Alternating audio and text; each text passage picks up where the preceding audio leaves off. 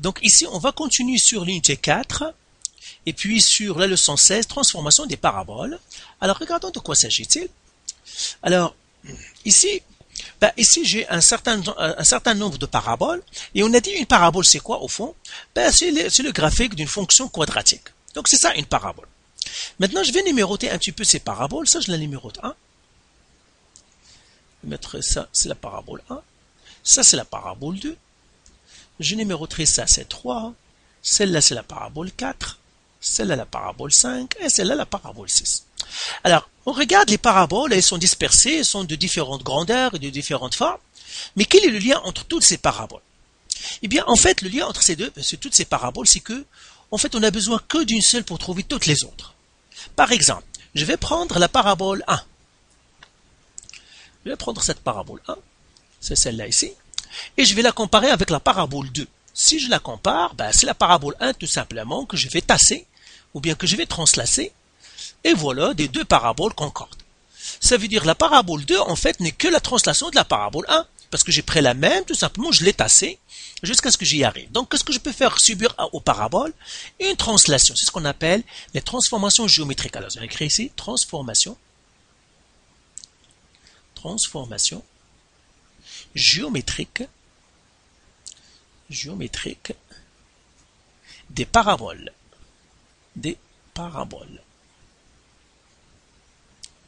Voilà. Alors, quelles sont les transformations que je peux subir? Une première chose, c'est une translation. Je peux leur faire subir une translation. Par exemple, la 1, pour la mettre sur la 2, qu'est-ce que j'ai fait? Je l'ai translaté horizontalement, par exemple jusqu'à ici, et puis je l'ai monté. Donc j'ai fait une translation horizontale, par exemple de combien? De 1, 2, donc ça c'est 1, 2, 3, 4, ça c'est 5, 6, 7, 8, 9, ça c'est 10, donc 9.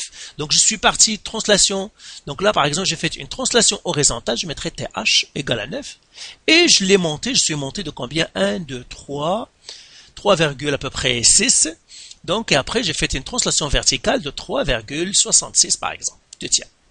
Donc, je peux faire des translations à ma parabole, translation horizontale, ou bien des translations verticales, ou bien les deux. Maintenant, quel est le lien entre la parabole 1 encore et la parabole 3? Eh bien, regarde, je vais prendre encore ma parabole 1, qui est là, et puis je vais essayer de la comparer avec la parabole 3. À première vue, ça concorde pas. Mais, regarde, si j'étire ma parabole, comme ça, je l'étire horizontalement, et puis aussi verticalement, je pourrais l'étirer aussi verticalement, comme ça, et je l'étire encore horizontalement, comme ça, eh bien, il concorde maintenant. Donc, qu'est-ce que je peux faire à ma parabole? Ce qu'on appelle des changements d'échelle, c'est-à-dire les zooms que tu fais avec ton cellulaire, les zooms, ça, ce sont des changements d'échelle. Donc, je peux faire un changement d'échelle. Donc, deuxième transformation que je peux faire, un changement d'échelle. Changement d'échelle. Alors, un changement d'échelle, c'est tout simplement des zooms. Ou bien, on dit aussi des compressions ou bien des étirements. Je pourrais l'étirer, donc je pourrais faire des changements d'échelle vertical, donc changement d'échelle vertical. Et là, je pourrais l'étirer, un étirement vertical, ou bien une compression verticale, comme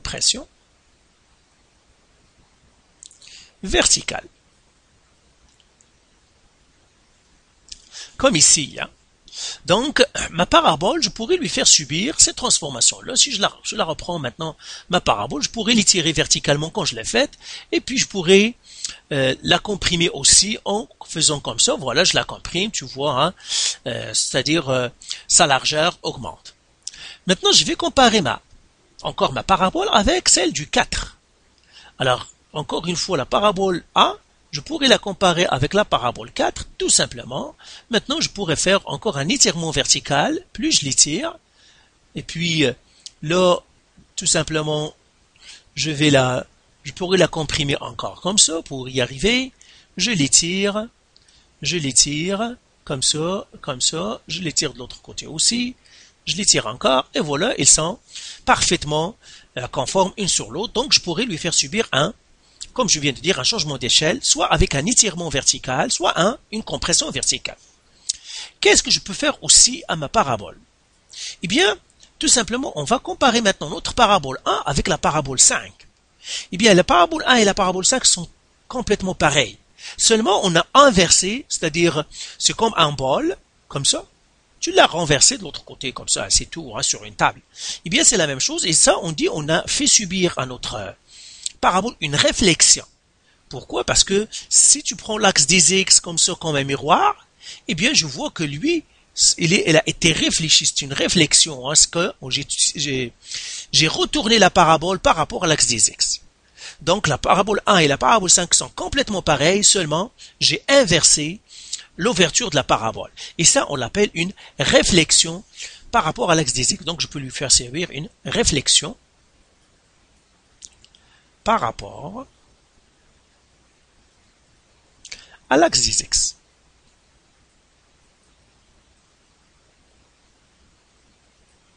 Voilà.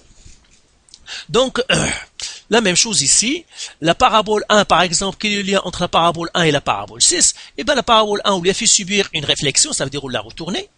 Une fois qu'on l'a retournée, eh bien, qu'est-ce qu'on a fait? On l'a translatée, jusque-là. Et une fois qu'on l'a translatée, comme ça, une fois qu'on l'a translatée, eh bien, tout simplement, on l'a étiré, hein, c'est un étirement vertical, pour que il arrive, hein, tout simplement à représenter, hein, à devenir la parabole 6. Donc, ce sont les transformations qu'on peut faire subir à une parabole pour retrouver les autres. Eh bien, cette propriété des paraboles a fait dire aux mathématiciens, pour comprendre les paraboles, on n'a besoin que d'une seule. Si je connais une seule, très bien, les autres c'est facile parce qu'on pourrait trouver toutes les autres rien qu'en faisant une transformation géométrique. Eh bien, cette seule parabole, on l'appelle la parabole de base, donc géométrique. Donc, les mathématiciens définissent une parabole de base qu'on comprend très bien, et à partir de elle, on va retrouver tout. Donc, on va écrire ici fonction quadratique de base. Fonction quadratique de base. On l'appelle aussi standard. Fonction quadratique standard. Et puis, cette fonction quadratique standard, eh bien, c'est la 1. Et si je regarde l'équation de cette fonction quadratique standard, eh bien, y est égal à x au carré. C'est ça son équation à elle. Alors maintenant, on va étudier un petit peu cette fonction standard, y est égal à x au carré. Alors ça, ce sont les changements. Tu dois connaître ces trois changements qu'on peut faire subir à une parabole, parce que c'est ça les transformations, et c'est ça le but du cours 16, de la leçon 16, et elles sont très importantes, ces transformations-là, parce que ça va te simplifier la vie pour l'étude des fonctions quadratiques. Alors, on va étudier un petit peu les caractéristiques ou bien les propriétés de la fonction standard, y est égal à x au carré. Alors, je l'écris ici. Y est égal à x au carré. Première chose, on va faire une table de valeurs de cette fonction-là. Il faut connaître au moins une table de valeurs pour les premières valeurs. Okay. Ce sont les carrés que tu connais toutes. Hein. Donc, ça c'est x, ça c'est y. Je prendrai des valeurs moins 2, moins 1, 0, 1, 2, 3, jusqu'à 4. Ça, y est égal à x au carré. Eh bien, pour moins 2, il suffit de faire moins 2 au carré est égal à 4. Pour moins 1, c'est moins 1 au carré est égal à 1. Pour 0, 0 au carré est égal à 1, 1 au carré c'est 1, 2 au carré c'est 4, 3 au carré c'est 9, 4 au carré c'est 16. Eh bien, c'est les carrés, les nombres carrés qu'on connaît. Et ça correspond bien à la première, c'est-à-dire à la fonction de base 1. Eh bien, si je regarde ça, c'est 1, y est égal à 1, c'est ici. Pour 2, c'est 4, c'est ici. Pour moins 1, c'est 1. Ça, c'est moins 1. Pour moins 2, c'est 4. Donc, c'est cette fonction-là. Donc, une fois qu'on connaît celle-là, toutes les autres, on pourrait les déterminer. Alors maintenant, quelles sont les autres propriétés que tu dois connaître pour les fonctions quadratiques? Eh bien, on va dire, la première, l'ouverture. C'est ce qu'on a vu dans l'autre cours. Alors, pour l'ouverture de la fonction standard, elle est vers le haut. Deuxièmement, le sommet. Le sommet de la fonction standard, c'est le point 0, 0. C'est ici le sommet. Ici. Troisième, axe de symétrie. Axe de symétrie, celui qui la coupe, la droite qui la coupe en deux morceaux égaux, eh bien c'est celui-là, c'est x égale 0. Donc l'axe de symétrie, c'est x égale 0. Et puis ça, c'est l'axe des y. Axe des y. 4. Le maximum. Le maximum, il n'en a pas. Il n'a pas de maximum. Pourquoi? Parce que son ouverture est vers le haut. Par contre, il a un minimum. Le minimum égale à 0. 5. Les racines, ou bien les zéros. 0 ou racine. Alors là, il n'a qu'une seule racine, c'est 0, parce qu'il ne touche qu'une seule fois l'axe des x. Et la valeur de la racine, c'est 0. Et puis, sixièmement, c'est l'équation. L'équation, c'est y est égal à x au carré. Donc, c'est ça la fonction de base. Une fois qu'on connaît cette fonction de base, comme j'ai dit, ben, toutes les autres, on peut retrouver toutes les autres paraboles, rien qu'en faisant les transformations. Alors, maintenant, on va prendre quelques exercices. Alors, on va regarder les équations de quelques fonctions quadratiques et on va déterminer quelles sont les transformations qu'elles ont subies. Donc, ici, exercice. Alors, on va prendre la première fonction. Prenons y est égal à 2, x moins 3 au carré, plus 4. Celle-là, mais quelles sont les transformations? Eh bien, ça c'est une fonction quadratique, et toutes les fonctions quadratiques qui subissent des transformations, ils ont une forme qu'on appelle la forme canonique. Donc celle-là, on l'appelle, c'est une forme, c'est la forme canonique. Forme canonique. Et cette forme canonique, la forme générale, c'est y est égal à a, x moins h au carré, plus k. Alors, tu te souviens qu'on a dit que le sommet, c'est hk? Eh bien, si je regarde ça, c'est le sommet par exemple, si je regarde comment je suis arrivé à la fonction 2, ou bien à la parabole 2, eh bien, j'ai pris la première, la 1, et je l'ai translatée. Eh bien, en fait, quand on translate que le sommet, hein. Il suffit de translater le sommet, et comme ça, on sait où est-ce que ce serait notre parabole. C'est pour cela que le HK est très important. Ok? Donc, ça, c'est la forme, y est égal à a, x moins h au carré plus k. Alors, h et k, c'est le sommet, et le a, c'est un paramètre. Et là, maintenant, on va dire chacun sait quoi, et puis on répondra après à l'exercice. Eh bien, h, c'est la translation horizontale. Translation horizontale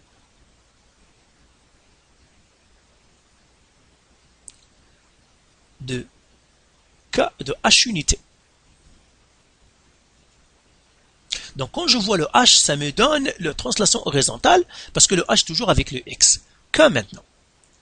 Le k, c'est une translation, ça me donne la translation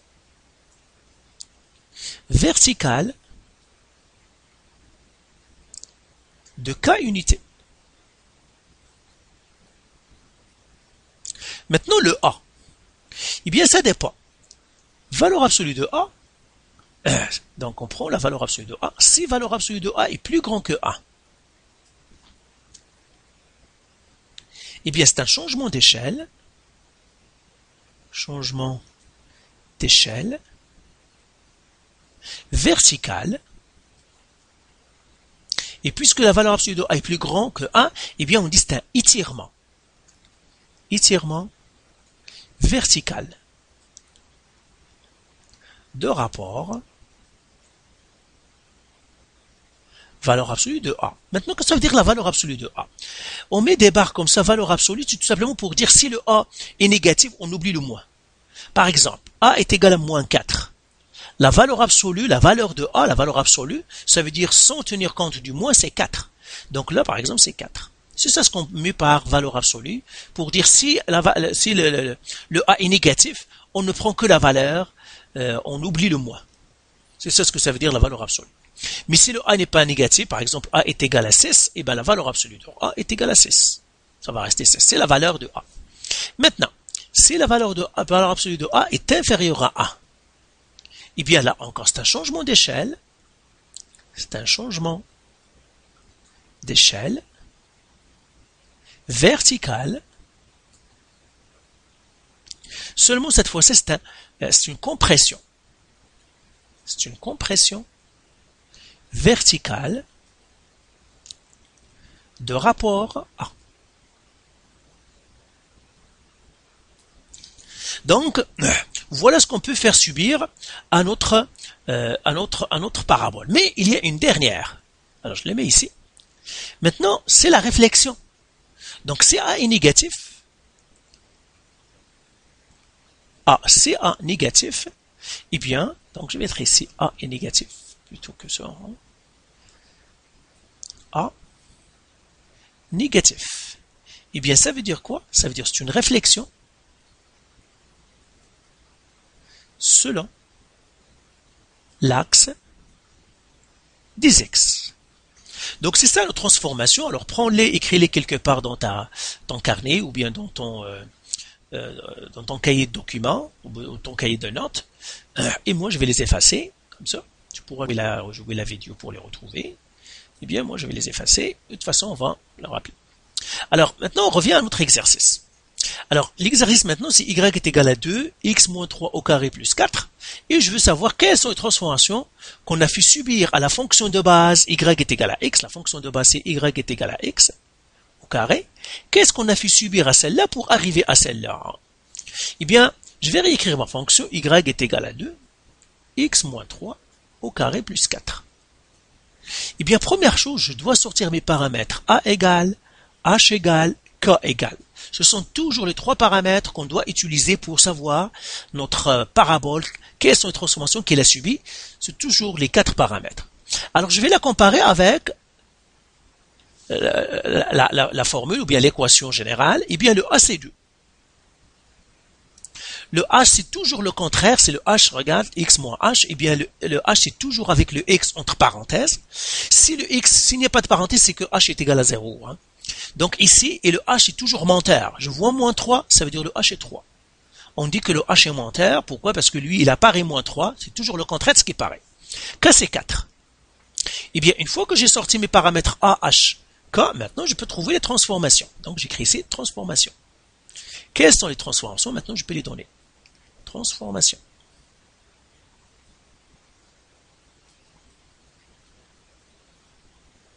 Premièrement, je commence par A. A, elle est égale à 2. Je regarde, est-ce que A est négatif? Non, A est positif. Ça veut dire, il n'y a pas de réflexion. Pas de réflexion. Mais là, tu l'écris pas, on l'écrira pas. Hein. Tout simplement, on dit pas de réflexion, mais c'est pas une transformation, on l'écrit pas. Maintenant, A, est-ce qu'il est A plus petit que 1 ou plus grand que 1? A est égal à 2 et plus grand que 1. Ça veut dire quoi? Ça veut dire c'est un changement d'échelle. Changement d'échelle verticale. Et c'est quoi ça? C'est un étirement. Parce que c'est comme on a multiplié, on l'a étiré de 2 unités. Étirement de rapport 2. Ça veut dire on a étiré notre parabole 2 fois. Hein. Comme tout à l'heure quand je l'étirais, par exemple celle-là, si je veux l'étirer, je l'étire de 2 fois. Hein. Comme ça ici, je l'étire. C'est un étirement. On l'a étiré de 2 fois, de 2 unités. Après, maintenant j'ai fini avec le A. Je regarde son signe et je regarde ce qui est plus grand que 1 ou plus petit que 1. Maintenant, je regarde le H. H est égal à 3. Ça veut dire translation horizontale, je mettrai TH, de 3 unités vers la droite. Vers la droite. Ça veut dire ma parabole, je dois la tasser de 3 unités vers la droite. Maintenant, K, elle est égale à 4. Alors, K est égal à 4, ça veut dire quoi? Ça veut dire que c'est une translation verticale de 4 unités vers le haut. Et bien voilà les translations que je dois faire subir à mon graphique pour obtenir celui-là. Alors la prochaine fois, on va faire ça. Pour l'instant, tu dois tout simplement maîtriser comment tu identifies tes transformations. C'est ce qu'on va faire. La prochaine fois, on va identifier les transformations et on va les faire subir pour voir où est-ce que ça va être mon graphique après. Maintenant, je vais prendre un autre exemple, tout simplement pour identifier les transformations que subit mon graphique. Exemple 2. Je prendrai maintenant y est égal à moins 2, x moins 1 au carré, moins 7. Même chose, je dois identifier toujours mon a égale, h égale, k égale. Alors le a, il est égal à quoi ici? Je vais le comparer avec la forme générale, donc je l'ai réécrit ici. La forme générale, c'est y est égal à a, x moins h au carré, plus k.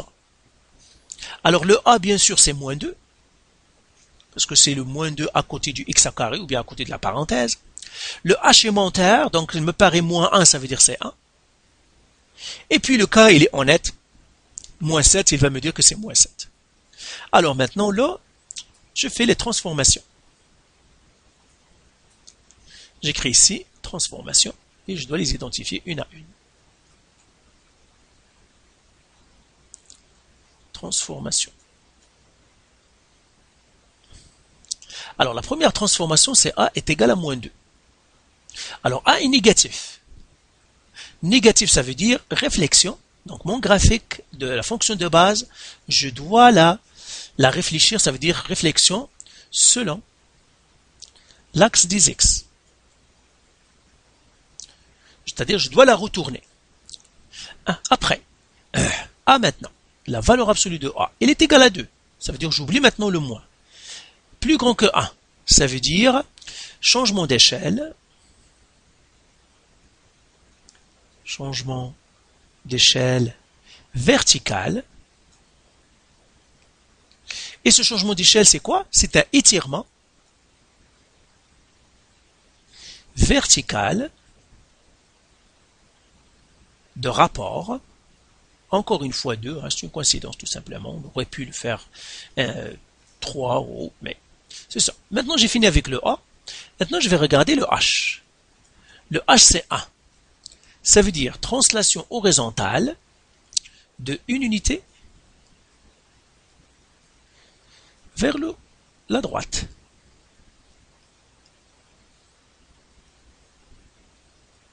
Et maintenant le K. Le K, c'est moins 7. Translation verticale de cette unité vers le bas. Voilà. Alors, dernier exemple pour identifier, à partir de l'équation, identifier les transformations. Donc, ici, donc, voilà, troisième exemple. Je prendrai y est égal à 2 tiers x plus 3 au carré moins 6. Même chose, je dois sortir mon a égale, h égale, k égale, toujours sortir paramètres. Encore une fois, je vais écrire la règle pour la comparer avec y est égal à a, x moins h au carré, plus le k. Alors le a ici, c'est 2 tiers. Le h, on a dit, c'est mentaire, il paraît plus 3, alors c'est moins 3. Et le k, lui, il est honnête, il paraît moins 6, c'est moins 6. Et maintenant, les transformations. J'écris ici, transformation.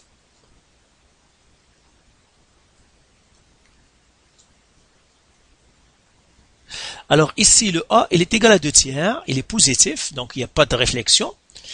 Alors maintenant, je regarde la valeur absolue de A. La valeur absolue de A, c'est 2 tiers. C'est égal à 2 tiers, mais 2 tiers est plus petit que 1, parce que 2 tiers, c'est 0,66 périodique. Donc plus petit que 1, ça veut dire c'est changement d'échelle,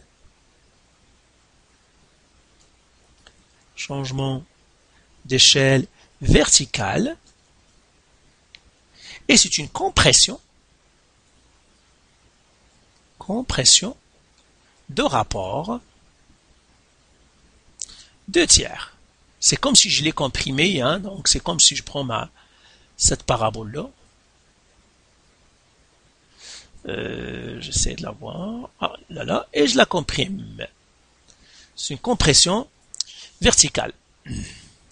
Maintenant, j'ai fini avec le A, je prends le H. H est égal à moins 3. C'est une translation horizontale de 3 unités vers la gauche, parce que c'est négatif. vers la gauche. Après, je prends le cas moins 6, c'est une translation verticale de 6 unités vers le bas. Et ben voilà, j'ai trouvé les transformations de cette fonction-là. Donc voilà pour cette première partie sur les transformations. Alors on va faire une autre partie sur les transformations en la reliant avec les représentants géométriques et après on passera à l'autre leçon.